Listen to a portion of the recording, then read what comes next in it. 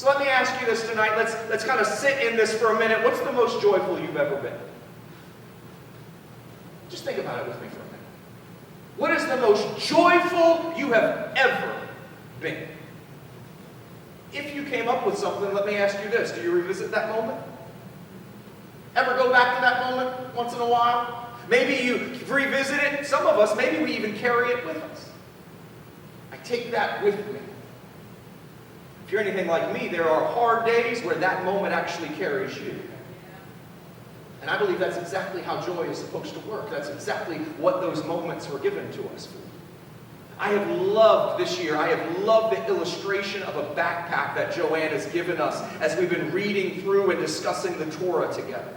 We're learning not to read to get to the next part of the story, but to take with us the things that we're learning, the things that God is revealing about His heart and His character and about His work of redemption. But let me present this to you tonight. That shouldn't only be true of how we read the Bible, it should be true of how we live our lives. Why is it that baggage has a negative connotation?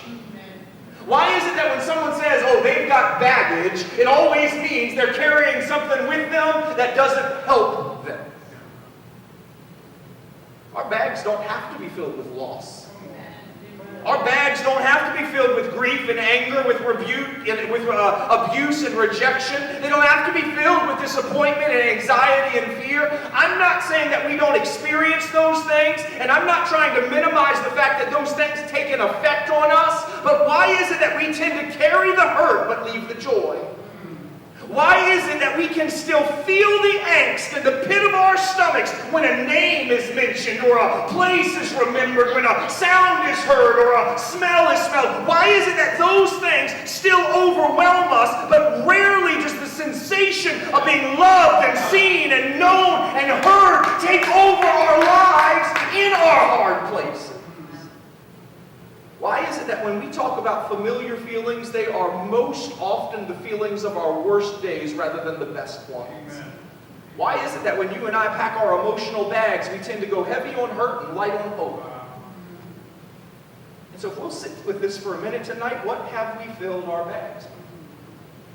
What are you and I carrying with us in our bag of emotions that we bring from day to day, from circumstance to circumstance, from relationship to relationship? What is it that we're carrying around